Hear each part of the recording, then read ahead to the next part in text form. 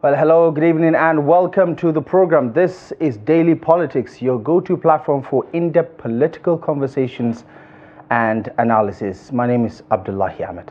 Tonight on the program, we take a deep dive into Nigeria's governance structure, focusing on the critical roles citizens continue to play in holding leaders accountable for national development. At a time when concerns are mounting over declining leadership quality and questions loom over the integrity of the legislative arm, one young Nigerian journalist and renowned political as well as social media figure, Dr. Bello Galadanci, popularly known as Bello, is leveraging storytelling on social media to push for a better Nigeria. Beyond advocacy, he's making real impact, building boreholes and renovating classrooms in rural communities across northern Nigeria. Dr. Bello Galadanci joins us virtually for tonight's conversation from China. Bello, good evening, and as always, a pleasure having you join us for tonight's conversation. Compliments of the season, Ramadan Mubarak to you.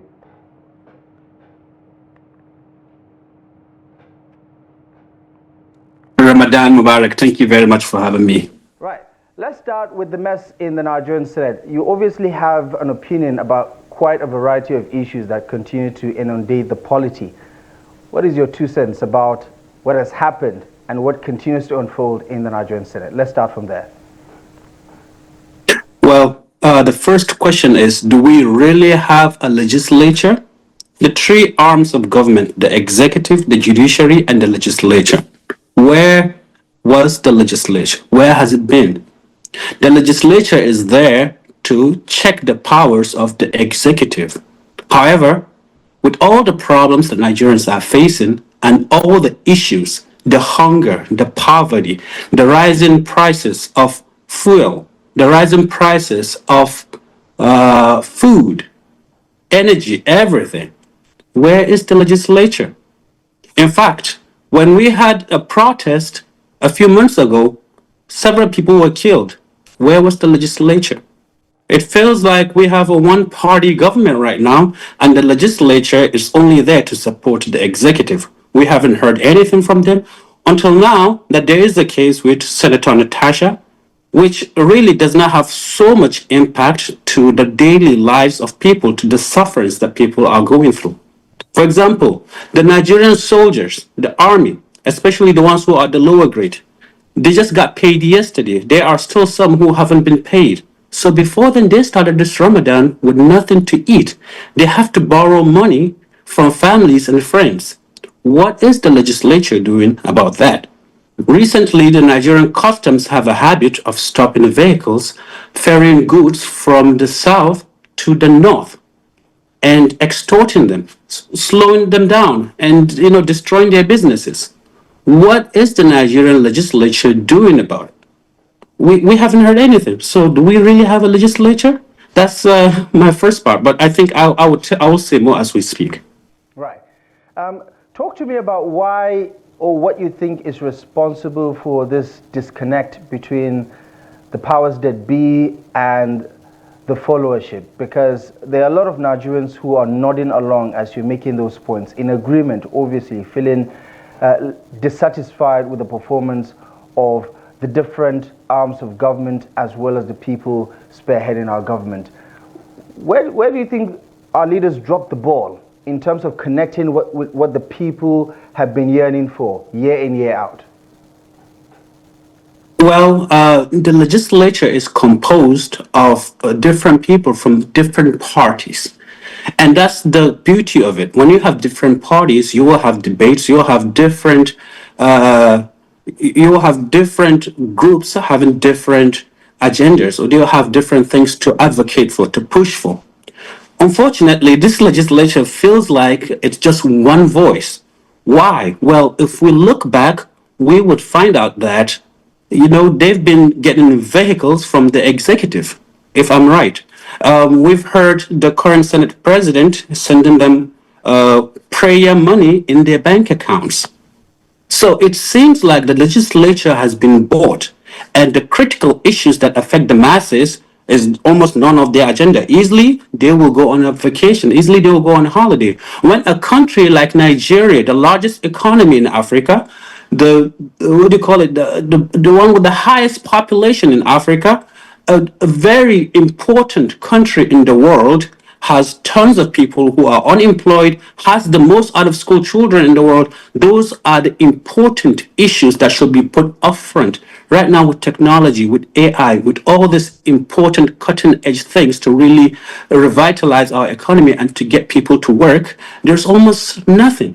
Recently, I've been visiting schools. I've had friends and reporters going to different schools, and many of these schools are dilapidated. There are no roofs. There are no The Senate teachers. president at the start I of don't see this any plenary serious session important emphasized that he moves has to always upheld actually respect fix for that. I don't see women, the who was legislature even working recognized as to the to most to fix gender-friendly that. governor in Nigeria during his tenure. And we're showing some of the clips from some of your skits and your videos online. A quick question on, given the variety of issues that have inundated the polity. I mean, when you talk about Nigeria, like most societies who are still developing, there are a variety of issues, myriads of challenges. How do you pick and choose what to talk about? Because there's just a lot to talk about in Nigeria. There's just a lot wrong with the system, socially, economically, politically, and otherwise. How do you pick what to talk about?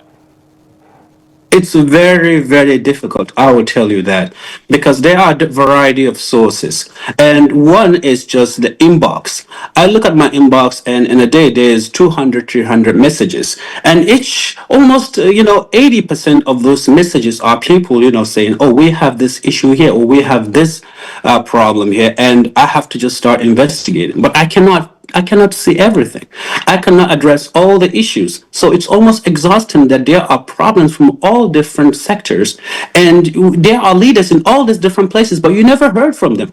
So that is a challenge. And also, I have reporters who are down there helping me gather stories and investigate. And also, when we have these claims, first we have to investigate by ourselves to make sure that they are legitimate and try to find the relevant authorities to give us information that we can have in order to come and make a video and try to address these issues.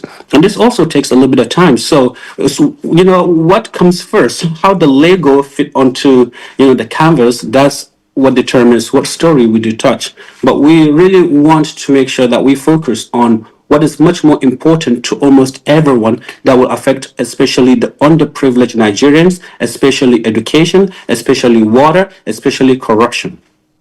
As a change maker yourself, I don't know if you see yourself as that, but you're definitely moving the needle in that direction.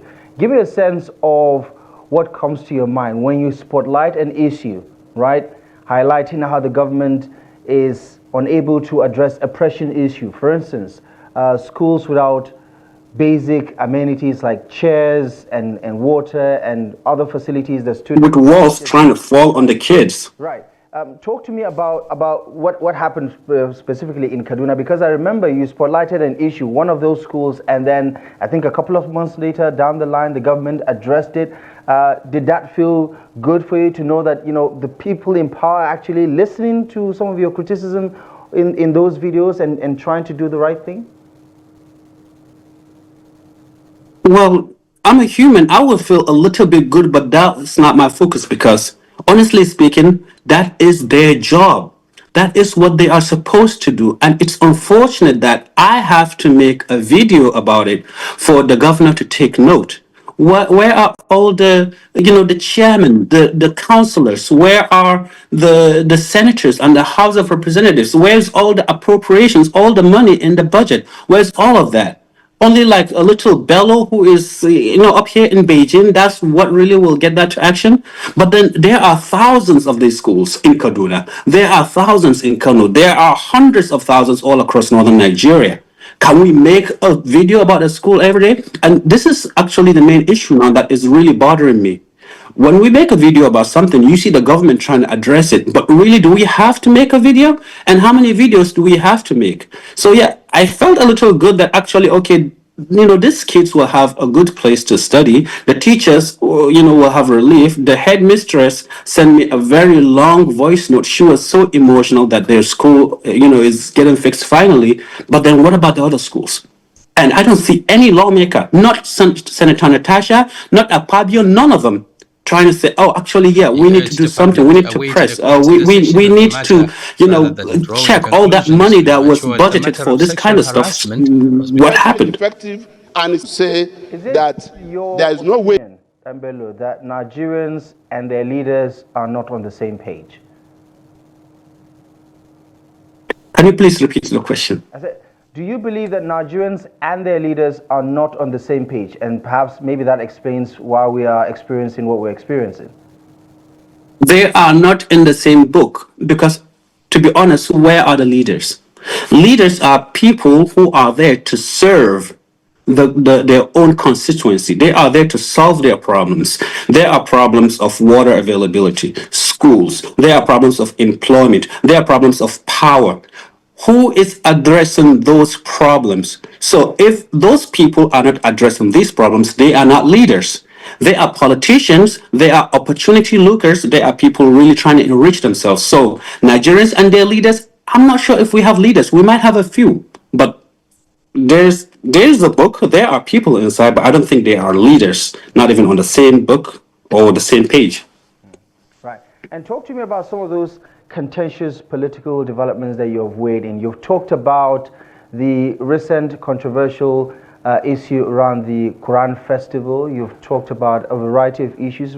Most recently, you talked about the payment of soldiers that has been hanging until recently. Give me a sense of, how your platform is morphing into this tool that gives voice to those who feel like they have had none for quite some time. First of all, I wanted the platform just to be an educational platform. People should know their rights, people should know the role of government, but then there are critical things like someone trying to feed themselves, people eating grass, people, kids sitting under the sun. And those are very specific issues, but there is tons of them. Even though I wanted the platform to be only for education, but there are so many problems that when you see them, some of them you cannot ignore.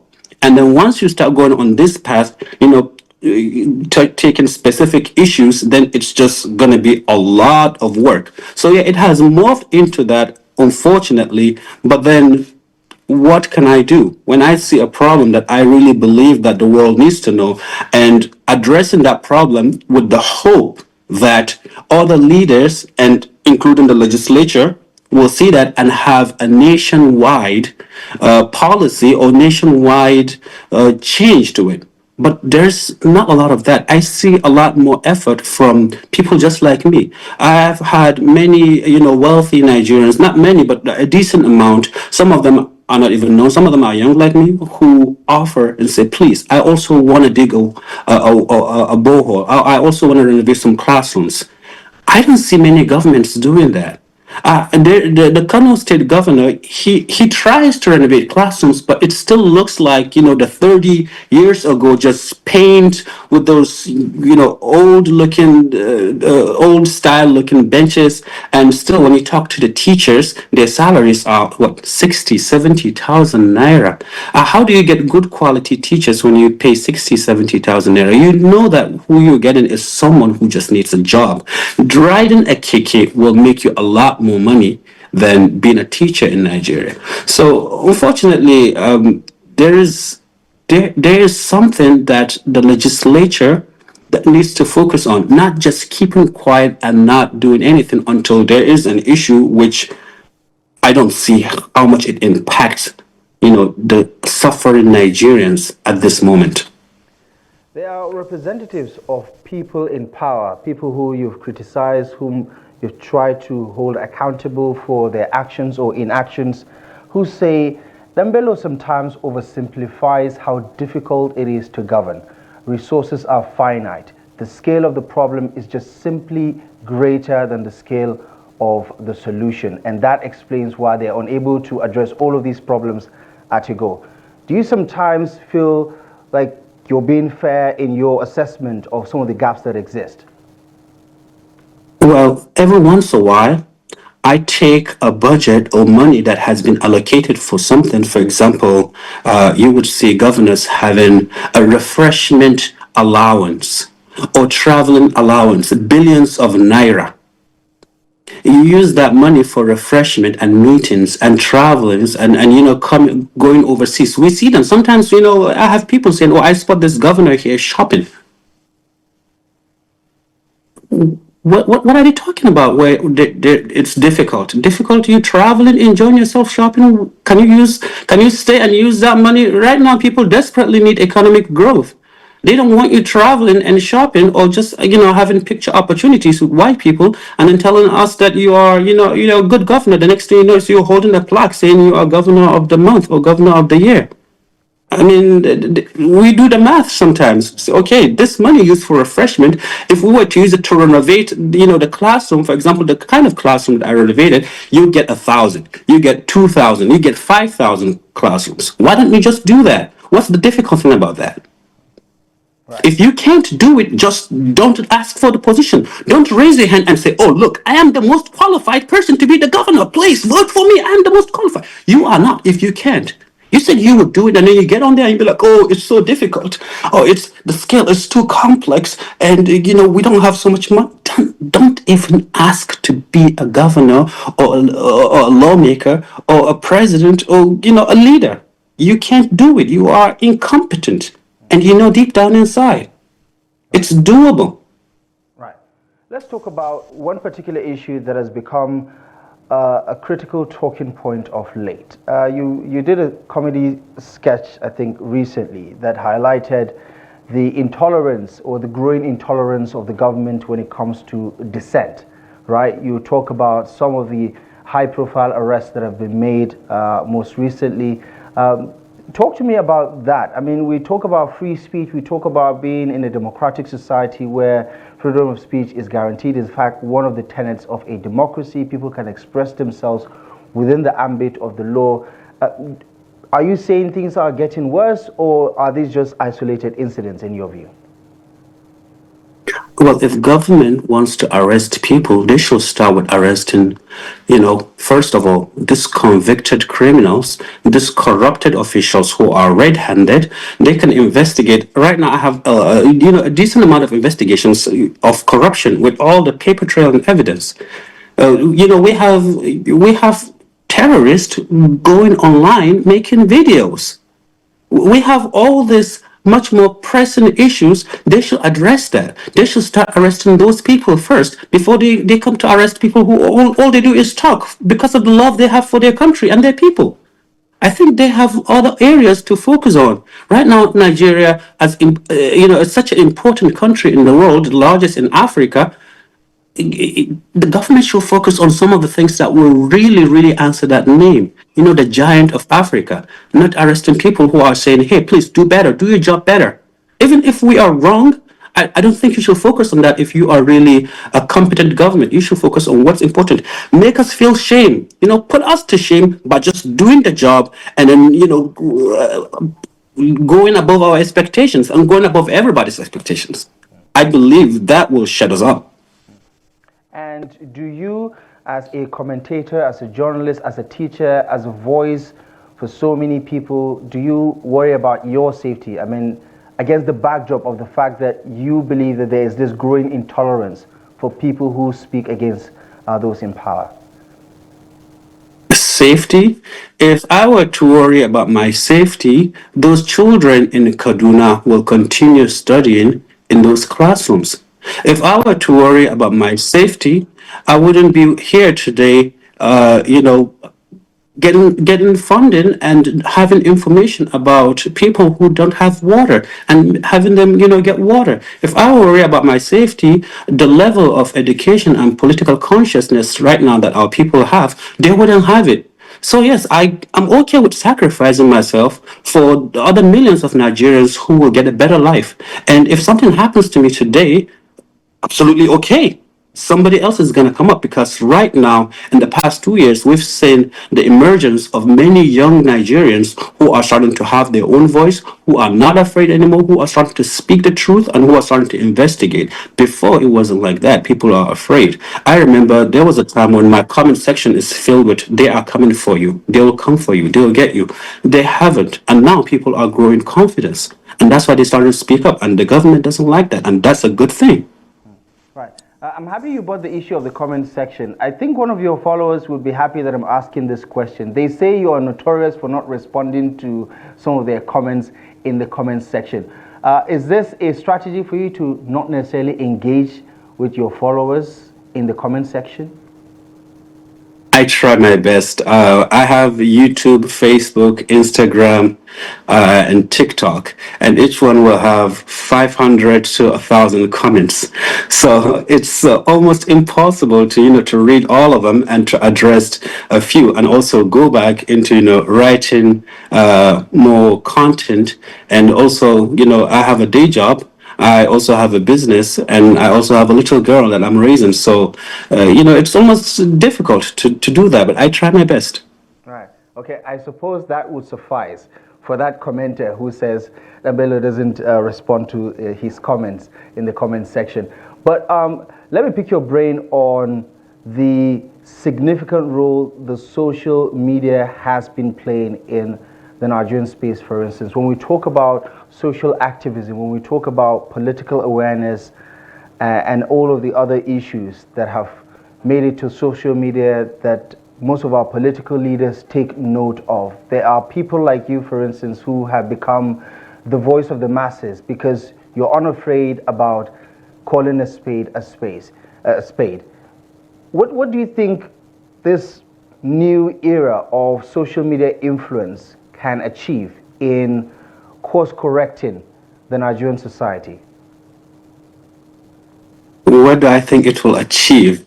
Well, first of all, social media is a blessing to us at this moment, and it's really one of the most important tools that we have in not only raising and cultivating the future leaders of Nigeria, but also addressing the current pressing issues.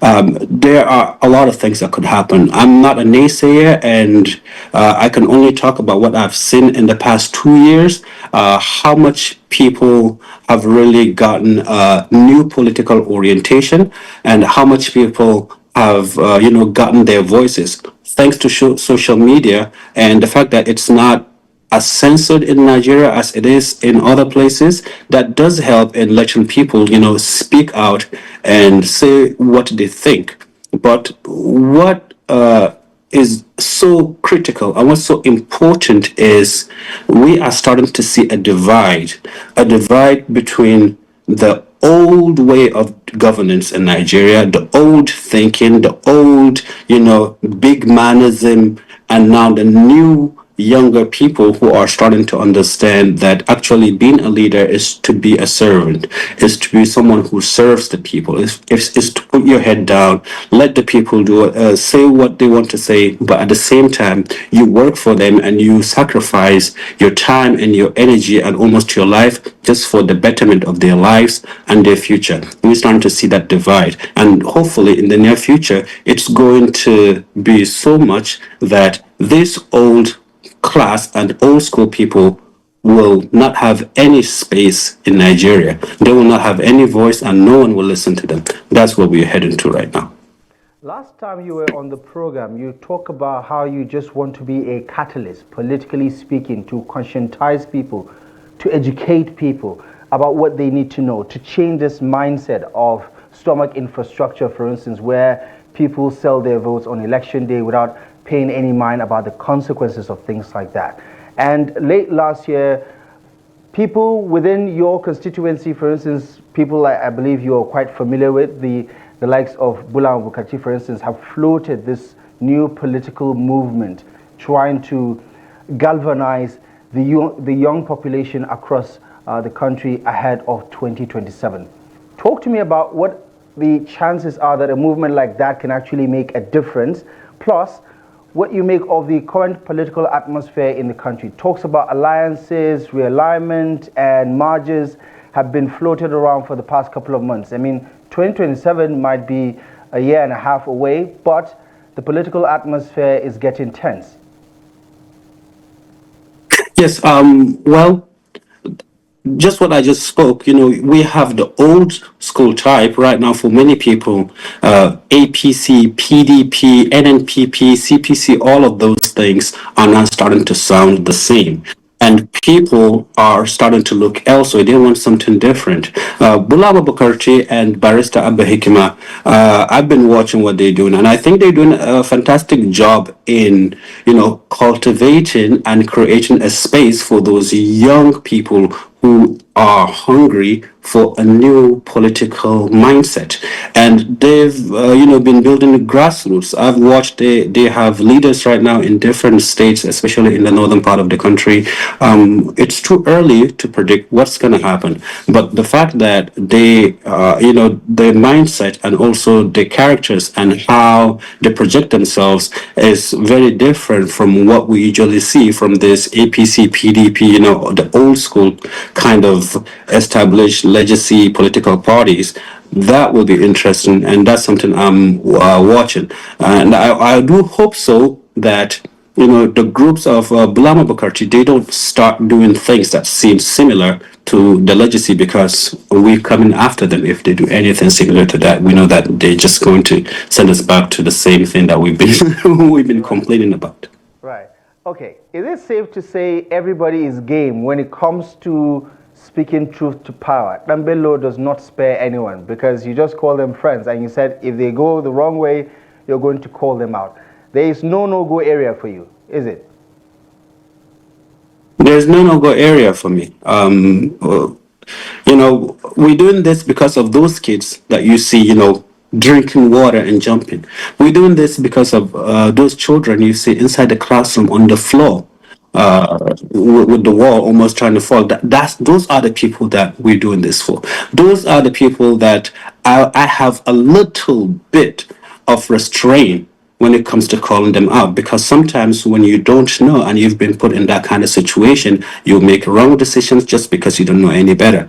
But everyone else is definitely game. We're doing it for them, and that's the focus. Until their lives get better, until their schools get better, until they have drinking water, until there are jobs being created, until cost of living is lower and people are starting to smell the air of development, then I will start to focus on my teaching here more on China and not really look at my phone and, just live a normal life. Right. Talk to me about some of those pet projects of yours, delivering on the necessities like boreholes, for instance, providing portable drinking water across communities where they seem to have been forgotten by the government. Give me a sense of what you're trying to achieve. Let me just cut you. They haven't been forgotten. They haven't been forgotten. They themselves tell me whenever it's election season, the ballot boxes appear from nowhere, and the politicians appear from nowhere. They come and they look for votes. If there's somebody who is sick, they go to the hospital to see them. If somebody passes away, they go to their families to greet them. But then once they win, they disappear. So they haven't been forgotten. It's just they are ignored deliberately. So yeah, so then give me a sense of where you're trying to take this pet project to.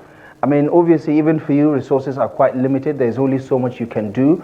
But what are you trying to achieve with this, hands-on approach? Now you're not just on the sidelines giving commentary. You're also getting into the arena and doing the best you can to address some of these challenges, the ones you can afford to.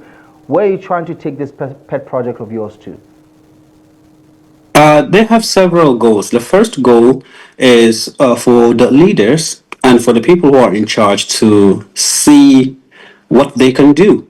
If they don't know, if they are really that incompetent, I want them to see that it's achievable. I'm here in China, but those things can be done there, and they can be done decently, at a low price. They can create jobs for the local people. They can give hope. Right now, kids can get water so they can go back to school, or else they will have to spend the whole day, looking for water. So that's one goal. The second goal is also for me. I don't want to come out here and be saying, you're not building wells, you're not fixing classes, you're not doing this, you're not doing that, without knowing how, how to do it or how difficult it is. So I really try to do those projects just to have a sense of how hectic it is, even though, yes, it's only one at a time. For, our leaders, we expect them to do hundreds at a time, but just to have an idea of, the complicated issues. Now, if you talk to me about boreholes, I know what it takes to build a borehole. I know the different components needed. I know several things about, fixing a classroom and, how much it impacts the local community. I know how much those kind of projects provide jobs and sustenance to our local artisans, to our local bricklayers, to our local people. So that's also some other kind of knowledge that I'm trying to get. And then the last one, especially water, to be honest, is so many times we take so many things for granted. Just right now, before I started talking to you, I had to use the bathroom, and it was so easy for me just to open the tap, get some water, wash my face. And I've had that all my life. I've had that all my life. And when I saw that video about those people just having a difficult life, I start to imagine, if I was in their position, what would my life be, and what could I be?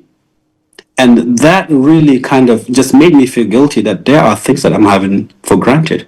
So by doing a little bit of that, you can achieve several goals. And one of them is people that can have clean drinking water can have a better life. And I want them to have a better life, much better than mine. Right. Talk to me about your creative process. How does it work? Most people come to your Facebook, YouTube, TikTok page to have a quick laugh about whatever the content is, but there's always a deeper message attached to it. How do you try to take such very serious, disturbing developments and make it lighthearted? How does it work for you? Are you always trying to find the humor in the delivery, or does it just come together naturally without having to try it? Yeah, it's a very okay. This is the most difficult question you've asked me. I really don't know. I don't know. I am a teacher here, and downstairs where I teach my kids, we have a different approach compared to what we used to have in the primary schools in Nigeria.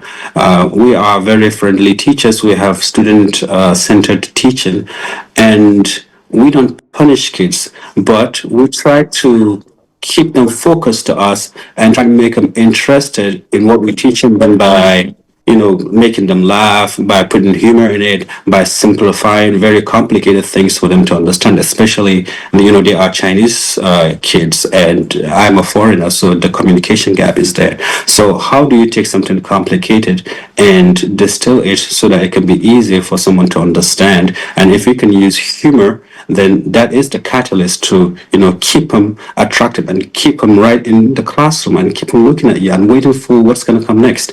I believe that's the same philosophy that I'm applying and making these videos. And that's all I can say. I really don't know.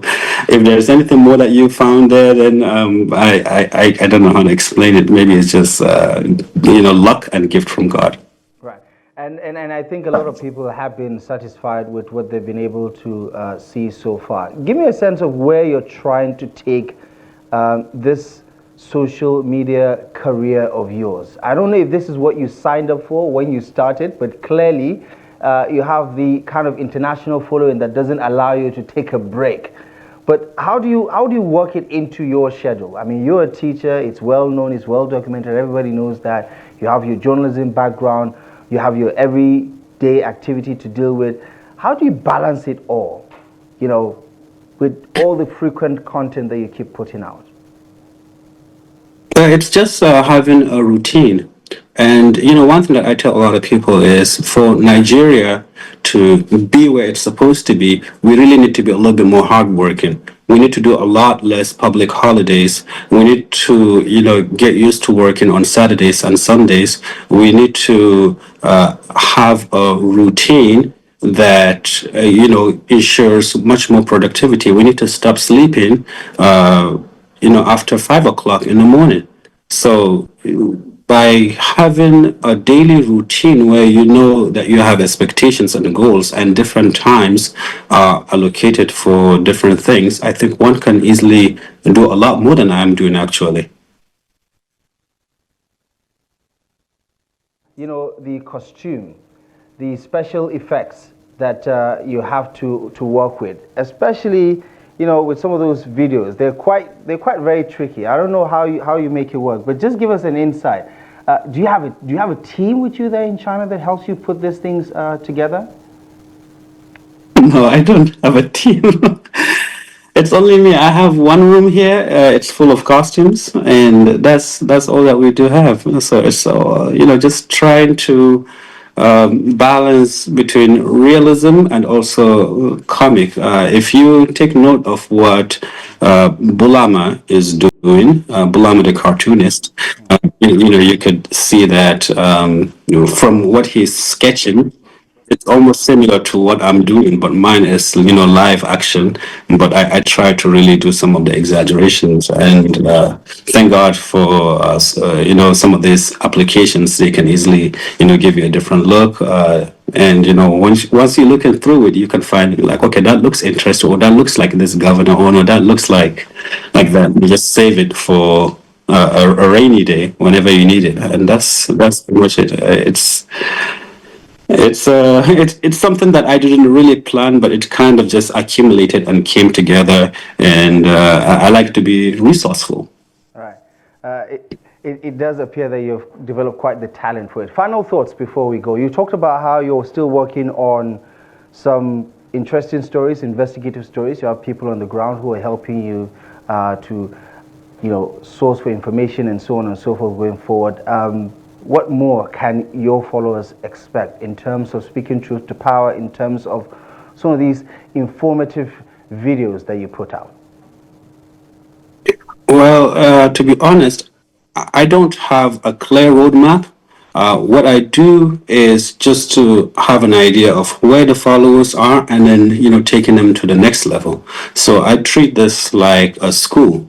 And once your students are, they get idea of what grade one or primary one is, and then you take them to primary two. So when you look at the content, like a few years back, like 2 years ago, you could see that it's a lot more simpler, it's a lot more funny, it's a lot more out in your face, and it kind of introduced a little bit of the elements of good leadership, corruption, and at that time, many people do not really understand, and after a year and a half, you could see that people are starting to catch up, and once I feel like people are there, now we take it to the next level. And especially, you can see the recent content. They are much more kind of investigative, bringing evidence and details so people can understand a lot more of the intricacies of governance and corruption.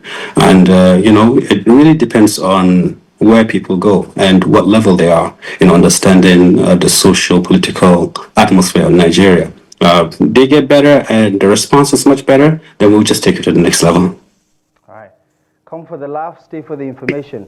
Dr. Bello Galadanci, a pleasure speaking to you again. Thank you so much for sparing your time and for joining us on Daily Politics. Really appreciate you for joining the conversation tonight. Always a pleasure. Thank you. Thank you so much. All right, we're going to take a quick break. When we come back, we're going to circle back to an all too familiar conversation that has grabbed the attention and the imagination of the nation.